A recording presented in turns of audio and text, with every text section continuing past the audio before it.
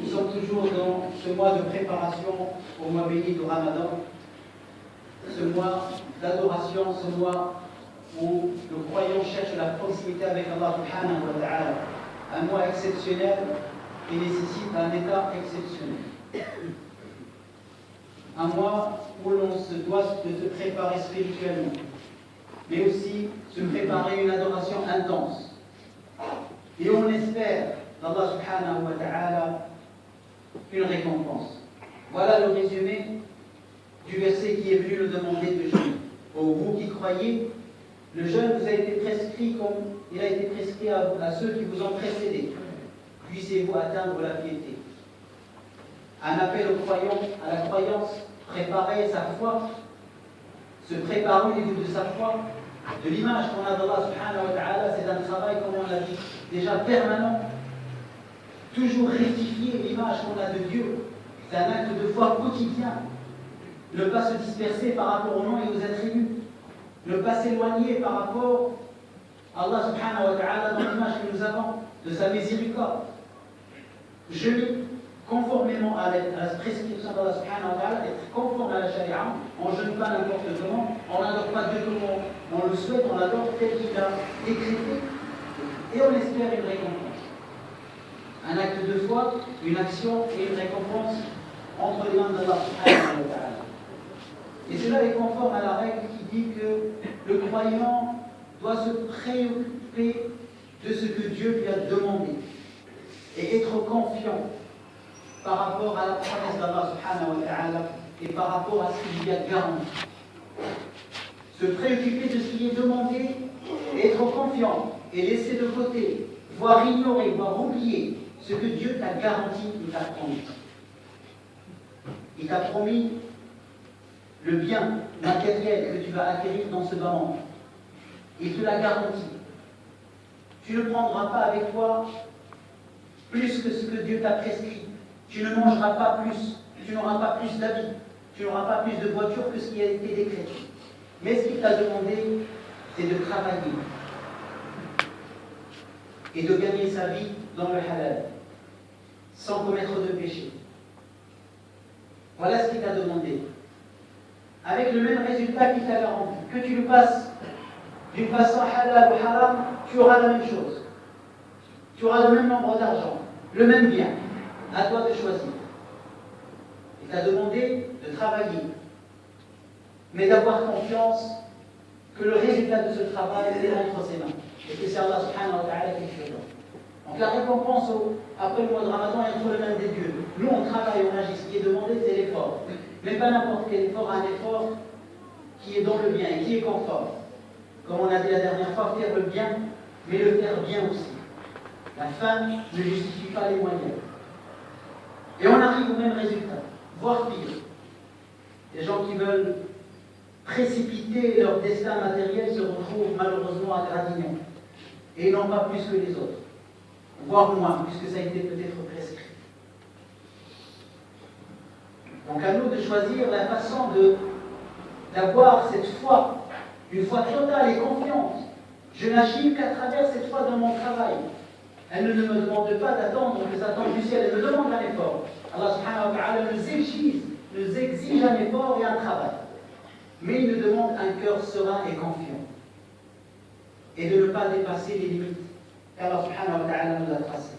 Dans toutes choses, même dans la science, Allah subhanahu wa ta'ala nous demande un effort et le résultat est entre ses mains. La vérité absolue, déjà, n'est pas possible dans ce moment. Tu ne fais que l'effort, tu ne fais que faire un effort pour connaître. Mais la vérité absolue est entre les mains des dieux. Mais je t'en donne une partie, comme le rappelle le Coran. Vous n'aurez de la science ou du savoir qu'une infime partie. Et au-dessus de chaque savant, quelqu'un qui est plus savant que lui. Donc même dans le savoir, Allah subhanahu wa ta'ala ne nous demande pas d'atteindre la perfection, mais il nous demande un effort intellectuel, un travail, connaître, réfléchir.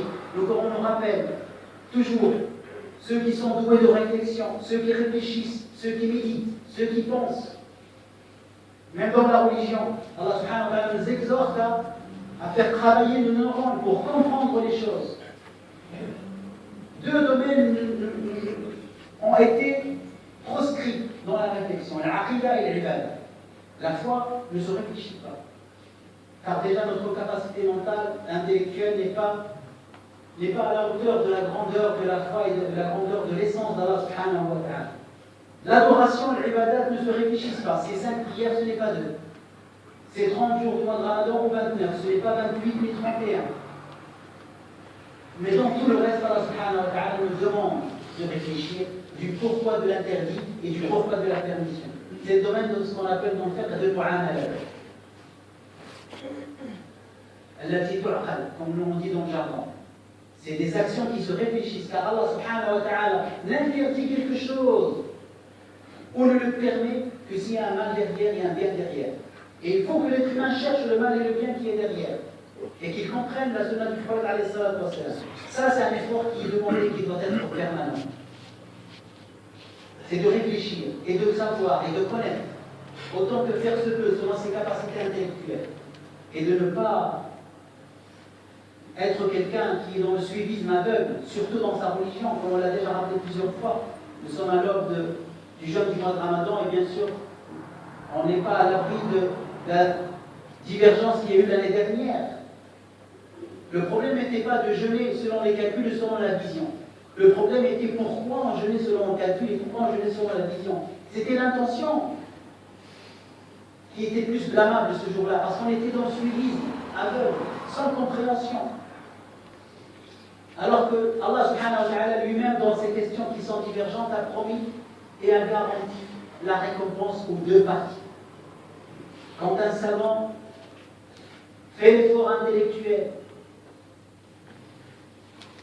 dans un avis donné et qui se trompe, il a une récompense, une hasana. Et quand il a vu juste, il a deux récompenses. Allah subhanahu wa ta'ala lui-même garantit l'ajr aux deux. Parce que l'effort il est intellectuel, il est parti d'une bonne intention. Maintenant, arriver au savoir absolu, c'est entre les mains d'Allah subhanahu wa ta'ala. Comme pour les deux parties, les parties du compagnon du prophète alayhi salam, qui ont reçu le même ordre. On avait déjà rappelé que ceux qui croient en Dieu et au son prophète ne fassent l'asr que chez la tribu de Bani Quraïda. Les deux, ils ont divergé au cours de la route. Une partie a décidé de prier à l'asr et l'autre, elle a décidé de suivre à la lettre l'ordre du prophète alayhi salam. Et au retour, ils sont partis le voir pour savoir quelle partie avait vu juste. Le prophète n'a donné raison ni à l'un ni à l'autre. Il leur a dit que vous avez tous les deux raison. Et il peut y avoir deux vérités dans le même avis. Le prophète alayhi salam, dans sa sunna, on trouve plusieurs fois, il a répondu deux fois différemment à la même question. Même dans le jeûne, il a permis de brasser sa femme pour le jeûne, pour une personne âgée, il a interdit pour le jeûne. Donc il peut y avoir des avis divergents. Mais ce qui est demandé, c'est de fournir un effort et d'être sincère dans son effort et de sortir du suivisme. Chacun selon son niveau. Ceux qui veulent faire un Moria, il n'y a pas de problème. Ceux qui veulent faire l'Islam, et c'est notre cas dans notre fédération, ils ont leurs avis. Et qui sont pour moi les plus conformes, puisqu'ils sont cohérents. Il y a une cohérence. Si on utilise le calcul dans la prière quotidienne qui est plus importante que le jeûne, à l'époque du prophète, il n'y a pas de calcul pour la prière. On ne met pas un bâton et on regarde l'ombre, on calcule l'asr, on calcule le zénith, on calcule le midi. Qui aujourd'hui fait ça pour calculer l'heure de prière? On se réveille le matin, on regarde le calendrier qui est déterminé un an avant et on fait sa prière de façon normale. Même dans le jeûne, le matin, si on veut vraiment être cohérent, Allah subhanahu wa ta'ala nous demande de rompre, d'arrêter de manger quand il nous demande un moyen de vision. Quand on arrive à distinguer le fil blanc du fil noir. Qui d'entre nous aujourd'hui se réveille le matin, il prend deux fils blancs et un fil noir et regarde si on peut les distinguer pour commencer sa journée du jeûne. Donc une certaine cohérence. Il faut avoir une certaine cohérence dans ces avis. Maintenant, ceux qui veulent répondre au regard, il faut que ça soit en connaissance de cause et de connaître un petit peu les avis des uns et les avis des autres. Mais c'est le seul moyen pour nous, qui reste aujourd'hui, le seul moyen de ne pas être divergent. De ne pas être divergent. Les Turcs le font, les Indonésiens l'ont fait depuis un moment. Donc voilà, c'est un effort permanent, quotidien de réflexion, de recherche, pour être dans une démarche scientifique auprès d'Allah subhanahu wa ta'ala, dans une intention sincère. Car on a dit l'intention ne suffit pas, il faut que l'intention suffit d'une action qui est conforme à cette action. Donc même quand on cherche le savoir, Allah subhanahu wa ta'ala, il y a des choses qu'il nous demande, mais le résultat est entre ses mains. Dire qu'on a atteint le savoir absolu n'est pas demandé, il n'est pas exigé. Mais s'en approcher grâce à un effort qui est réfléchi, ça c'est ce qu'il te demande Dieu, c'est d'être sincère, de chercher, de lire, de s'informer. Maintenant si tu te trompes, Allah subhanahu wa ta'ala te garantit quand même la réponse. Même dans l'adoration qui est encore plus pointue et qui est plus circoncis, dans la forme et dans le fond, Allah subhanahu wa ta'ala t'exige la conformité et te garantit le repentir si tu te trompes.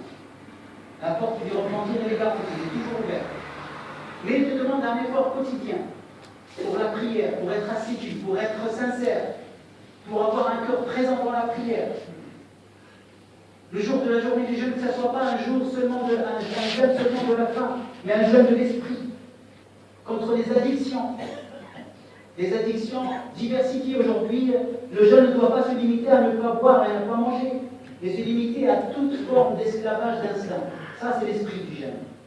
Et il faut toujours avoir aussi, j'ouvre la parenthèse scientifique, de savoir cette démarche de comprendre dans une pratique les finalités spirituelles pour pouvoir les atteindre et ne pas rester sur une pratique stérile.